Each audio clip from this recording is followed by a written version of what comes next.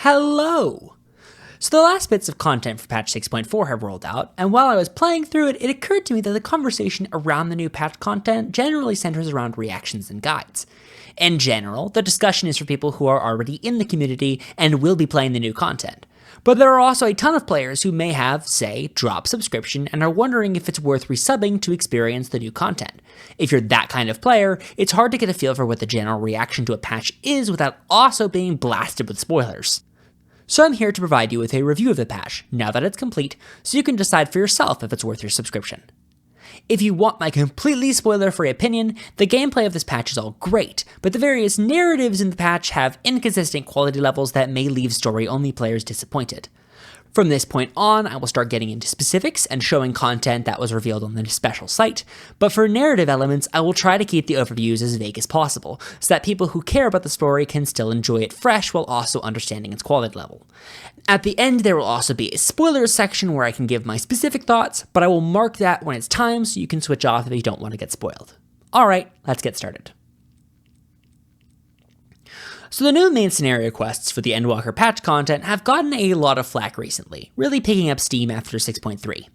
Endwalker was a really good, very well received expansion, and while the patch content claimed to be toning things down, in reality we got ourselves almost immediately embroiled in another life or death conflict for the fate of the star.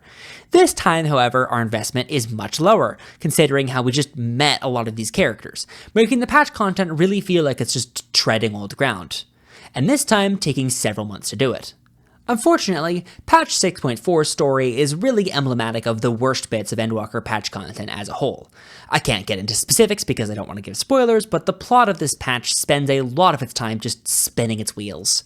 Now, a more languid story could use that time to really flesh out the characters. There are several moments like that all over Final Fantasy XIV, and I generally enjoy them. And this patch is no different. There are a few character-focused scenes I absolutely adore.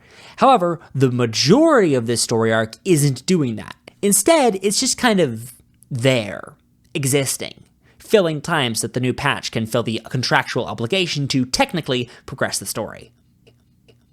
That being said, the new dungeon kicks ass. It's a great example of how theoretically simple environments can be used to great effect. If you received a simple neutral description of the dungeon, it would probably sound pretty boring. There's a snow area, then a grassy area with some animals, and then a crystal cave spit. However, the addition of zip lines and an honestly inspired choice to use very laid-back music changes the tone from something tense that clashes with the setting to a chill day at the nature preserve. Slaughtering animals, I guess. Look, don't think about it too hard. The bosses are also really good. Dungeon bosses, more than most, stand a strong chance of becoming extremely annoying because you need to do them so frequently. However, these bosses don't have a lot of health, so they don't overstay their welcome, and their mechanics, while not super challenging, are either very large or minimally telegraphed, so you need to be paying at least a little attention. However, I've neglected to mention the real reason that this dungeon is S tier.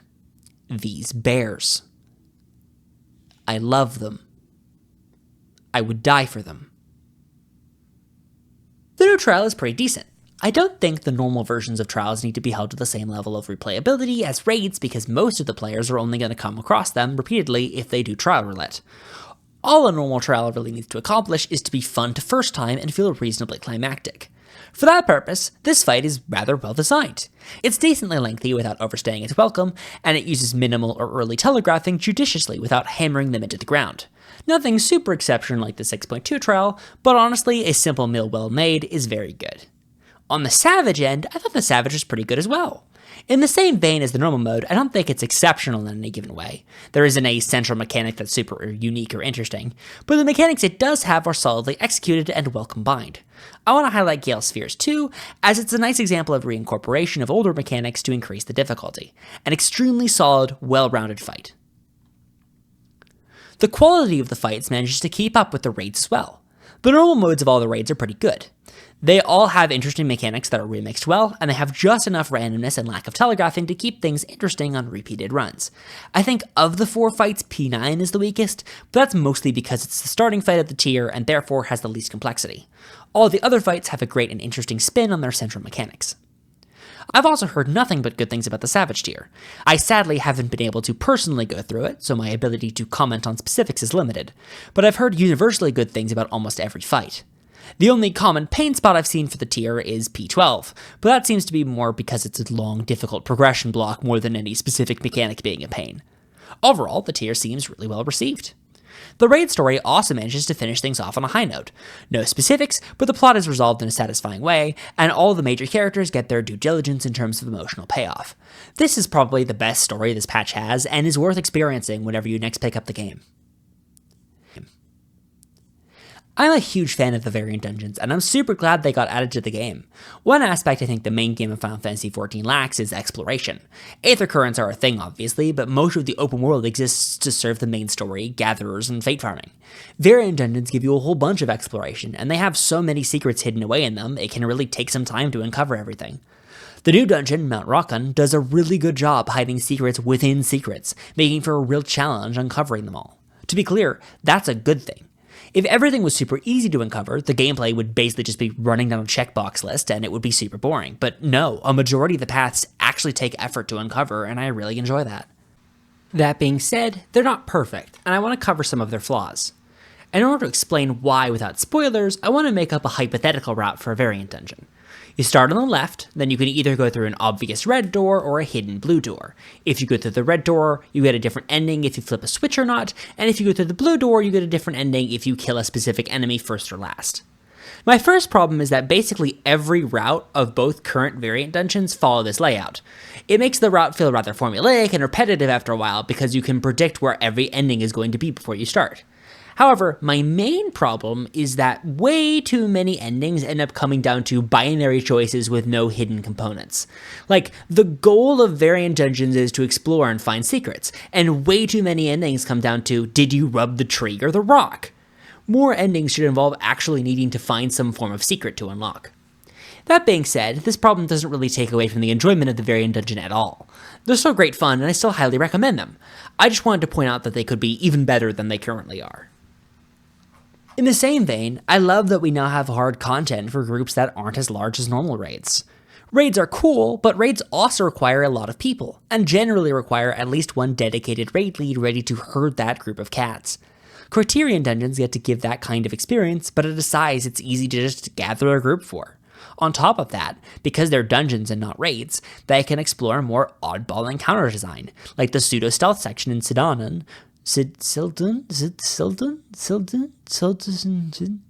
like the south sections of Sildun, or the first pack of the new Criterion dungeon. If you have enough friends to do it, I highly recommend you give it a try. Just go in expecting to die a lot, and you'll have fun. Blue Mages certainly did have another Blue Mage patch. Of the suite of new abilities, we've got a lot of small updates, but nothing that really shakes up the meta. We've got some new tools for tanking, a couple of new DPS options, some mild new utility spells, but nothing as groundbreaking as something like Ethereal Mimicry or Basic Instinct. There also seems to be a focus on putting more spells in dungeons than trials this time, which means that they can be attempted by smaller groups of Blue Mages. Overall, though, the experience is going to be very similar to the existing Blue Mage experience. If that's your thing, it's your thing. If not, then don't worry about it. The Unreal trial for the current patch is Zervan, a fight I keenly remember being insanely funny to watch other people do on release. I wonder if people are still trying to skip Sore for old time's sake. Anyway, I don't really have much to comment on here. It sure is Zervan. You love him or you hate him. I think the existence of the Unreal trial is cool and worth celebrating, even if I have very little desire to go do them myself. One of the things I most admire about Endwalker is its commitment to going back to closed stories and give them epilogues. From the Alpha Omega mini quest to Sandwiches and Pretzels, pick it up in The Last Stand and do it if you haven't. Endwalker has a lot of small moments that provide a payoff for people who are invested in smaller stories. Tataru's Great Endeavor is just all that from start to finish, and I couldn't be happier. This chapter focuses on paying off the Werelit questline, one of my personal favorites. It was very nice to revisit it, and while I do think some of the specific execution was sloppy, especially in that first quest, I think overall it was nice to return and see how people have been getting on. This leg of the Adventures of Hildebrand was alright. I don't think it's the worst by any stretch, and it's got several good jokes, but the second half especially made some narrative decisions that I am not super happy with. I obviously can't go into detail, but I also feel like you'll be able to easily identify the parts that I'm talking about. The current relic weapon has kind of also upset a lot of people, and frankly, I can understand why. Each step of the current relic weapon requires 1,500 tomes to complete, which is a week or two of just doing one expert roulette a day. That is, frankly, incredibly trivial compared to all of the previous grinds, and you barely need to devote any time to doing it at all. For a lot of people, grinding out the endgame weapons was a way to stay engaged with the game even when there wasn't fresh content to do, which let them stay invested in the game. Honestly though, for me personally, I actually don't mind the lack of hardcore grind. It means I can get the cool weapon glamours and still have time to play other games, without needing to worry that it will be a pain to get them once people move on, like Eureka or Bosjan. I wouldn't be surprised if this kind of relic weapon doesn't show up again, at least not for a while, and I won't really mind that, but as it stands right now, I don't think the existence of these weapons is a problem. Just know that there probably won't be a long-term goal to grind for currently, other than normal item level grinding. One unrelated thing I will say about this, though, is that for this leg of the quest, I actually quite enjoyed the small story cutscene that plays during the quest. I'd recommend you stop and enjoy it, even if it probably won't knock your socks off. This step of the Splendorous Tools is just like every previous step, in that it's just kind of craft and gather a certain amount of this difficult item. I'm going to be honest, I live in fear of crafter players. I basically just do weekly deliveries and tribal quests, and that's it, because I fear if I do any more, a swarm of crafter players will descend upon me and smite me with the unmatched power of the sun. So, from the outside looking in, this seems fine. I haven't heard any complaints about it, so I just kind of assume things are going well in the Splendorous Tool department.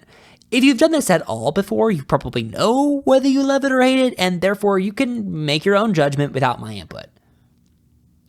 The biggest addition to Island Sanctuary this patch has been the furniture glamour system. It unfortunately is only really related to outdoor items, but within that restriction, it's actually quite nice to be able to create a space that feels your own. I'm always for more player customization being added to the game, and this is a great choice for adding that. Beyond that, the Island Sanctuary system didn't really receive many updates this patch. Besides a couple new glamour items, most of the stuff related to it has just been new things to grow and collect, which is perfectly fine. If you liked Island Sanctuary before, this lets you do more in that mode, but if you're like me and never really enjoyed the mode, then nothing in this patch is really going to change your mind. Now we get into the entirely subjective part of the video, the bit where I say what looks good or not. I'm not going to spend a lot of time on this because, frankly, I trust that you can look at a piece of gear and make up your own mind if you think it's good or not. However, I will say that overall, the gear this patch cycle is, for me, pretty excellent. I would love there to be more fan-designed contest weapons in the future, because these are pretty sick. The Manderville Weapons are almost all universally super cool, and they've got new glamours for both heavy armor and casual wear, and that's all great.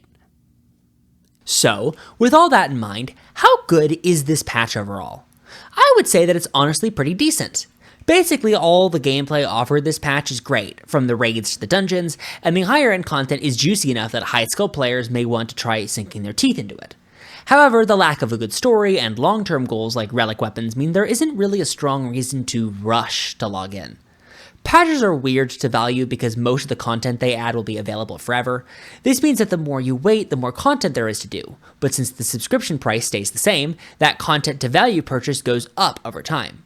Because of that, the only real pressure to spend is if there's something happening that you want to get in on or don't want to miss. There's nothing like that in 6.4. Everything that's good is evergreen, so if you want more Final Fantasy XIV gameplay, feel free to log in, but you're not missing anything significant if you hold off for a while. And now, we move on to the full spoiler section. You have been warned. 3, 2, 1... So the reason I said the story isn't super great is because it's honestly basically filler. We start the patch prepping to go to the 13th so we can fight Golbez and rescue Azhdaha, and we end the expansion prepping to go to the 13th so we can fight Golbez and rescue Azhdaha.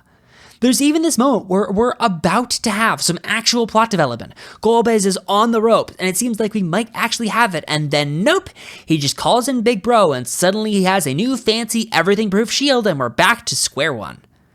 The only thing that's been materially gained between patches is a way to the 13th, which wouldn't have been a problem if they didn't blow it up last patch, and Zeromus, a character with basically zero buildup. It's all just feels rather pointless. However, I disagree with people who say that the patch story has no good points. Besides the Estinian memes and the still very well written fun of hanging out with the characters, I think the best part of this patch is the character of Zero and how she develops. They took time to develop her over these patches, and they made the great decision to have Zero be the kind of person to ask when something she doesn't understand happens. That gives us so many good scenes, with Alize last patch and with Eula's this patch. I actually really want to highlight the scene with Eula's this patch, because I think it's honestly my favorite Zero moment. Her story about the Knights is both relevant to the overarching plot and also paints a picture of how Zero dealt with the world she was from, and the moment where she describes the feeling of trust is some genuinely evocative writing. I also know several people who were annoyed by the Xenos cut-in, but as someone who enjoys the story less inside my character's head and more at a remove, I thought it was a good choice. It got me thinking about how these two stories overlap and how these two characters might relate to each other.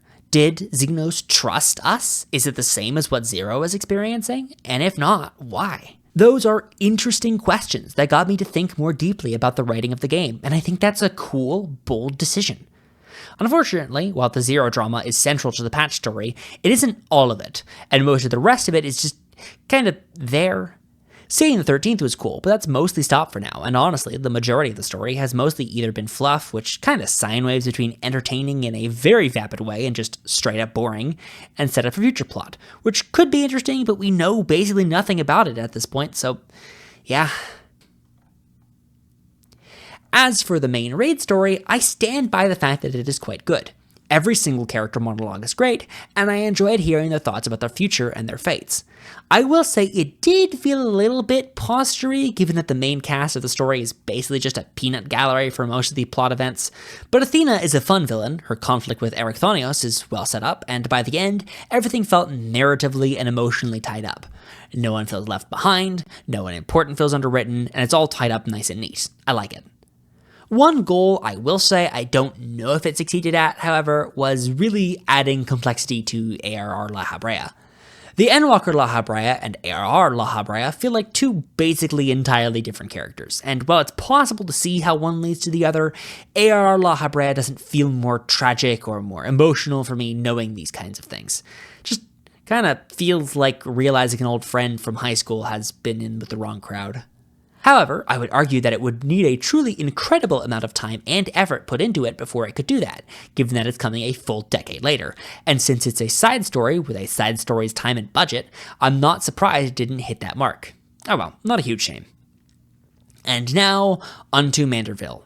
I have mixed feelings on the new Manderville quests. On the one hand, I think the first quest is really funny and has some great moments, but the revelations in the second just kind of feel weird. Like, okay, the whole point of the Manderville questline is that it is a dumb, goofy, episodic adventure story. In that context, Hildebrand having a bunch of stupid, goofy powers is just a joke. It doesn't need to be explained. The fact that the family is actually space aliens doesn't really add anything to the story. It doesn't change Hildebrand's character at all, and it's not outlandish or funny enough in and of itself to really be an effective joke. It essentially boils down to, we were powerful aliens who were eventually taken down by the final days, which is exactly what happened to the Dragons and Omicrons, two civilizations the game takes very seriously. That just makes it a weird inclusion I'm not really a fan of. Fortunately, it doesn't really damage the integrity of the rest of the quest, and they could easily build it into interesting things in the future. One thing I will say that I unabashedly love is this Lalafell. I love that the party just has this tag-along guy that none of them acknowledge, and then he gets the worst hiding spots and disguises possible, and every time it's funnier. And I love that he shows up in Charlayan with his own aether sickness. It's so good. I love you, little guy, whoever you are. And that's everything. Thank you so much for watching, and I hope you have a great day.